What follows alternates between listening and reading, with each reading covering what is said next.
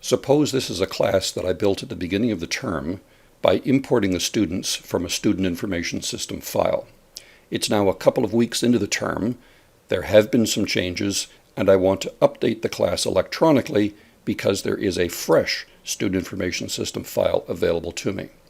First step I'd recommend is to make a backup. Click the backup button in the lower left corner, and as per video 4-5 in this series, make a backup copy. Then come back to the main screen. Click the class button towards the upper left. Here's a list of the students that are currently in the class. There's an Update from File button towards the lower right. Click it once. If this class was originally built by importing, MarkBook reaches back out, finds the file, matches the fields, and types in the course code that was originally used for import. If the class was built manually, it will be necessary to click the Open Import File button and match the fields and put in the course code for the first time.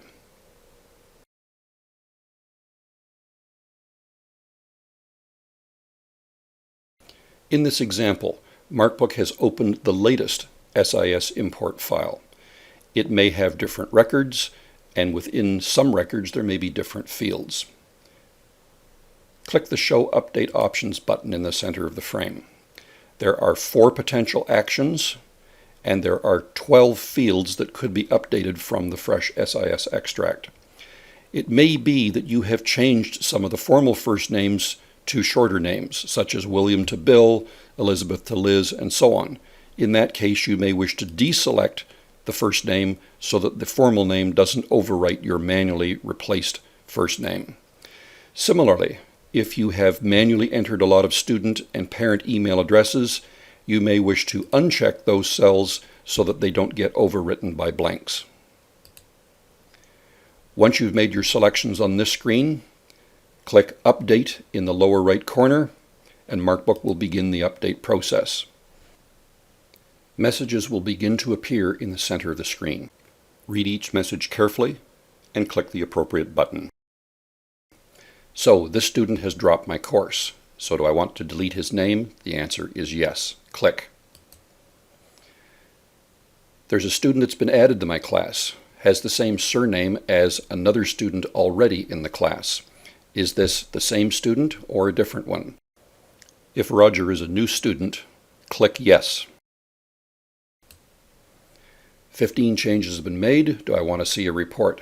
You bet. Click Yes. So, the deleted student is gone. Click OK.